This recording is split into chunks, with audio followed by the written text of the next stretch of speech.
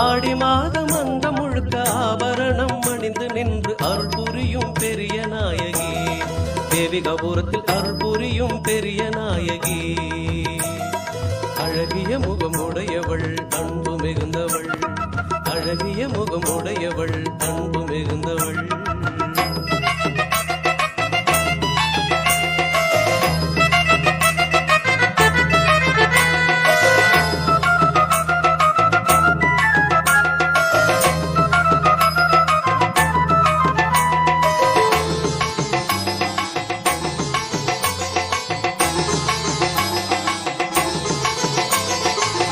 பளிங்குமேனியும் அவள சிரிப்பு